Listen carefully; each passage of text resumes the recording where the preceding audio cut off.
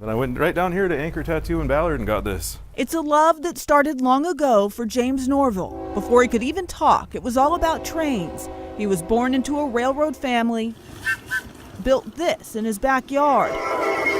2,000-foot long, inch-and-a-half scale railroad that you could ride on. And he became a third-generation engineer. Yep. He worked for BNSF for 13 years until he was fired in August 2015. It's like looking at an ex-girlfriend or something. He's looking at the train that changed everything, Locomotive 2339. What happened is now the focus of a federal lawsuit Norville has filed against his old employer.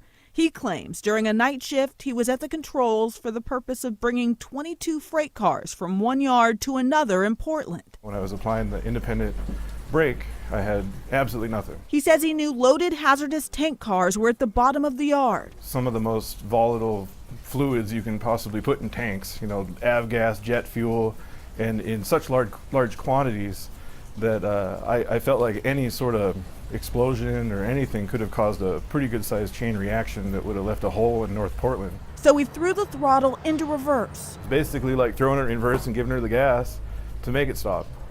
And I made it stop. Doing that damaged the locomotive, and BNSF eventually fired him for failing to safely operate a train. When I talked to Warren about it and got a larger picture for what was really going on, then I figured that maybe I might have a case. He says he talked to Warren Stout, a BNSF machinist who claims there have been past issues with Locomotive 2339, and in general feels there has been Band-Aid fixes and a decline in regular maintenance. A BNSF spokesperson said no to an on-camera interview, but the railway company did file this 11-page document in federal court denying Norville's allegations.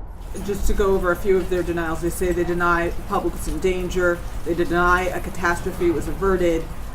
Take a look at an aerial shot and try to make those claims. He points back to Portland. So I figured everything was going to go that way. In these pages, BNSF states they have extensive safety protocols, procedures, and policies to ensure the safe operation of trains. Yes. But Norville says he experienced something different.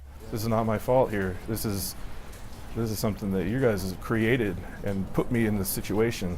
And luckily for you, I was able to take action and not create a larger catastrophe. He plans to soon make his case in federal court. In Seattle, Natalie Swaby, King 5 News.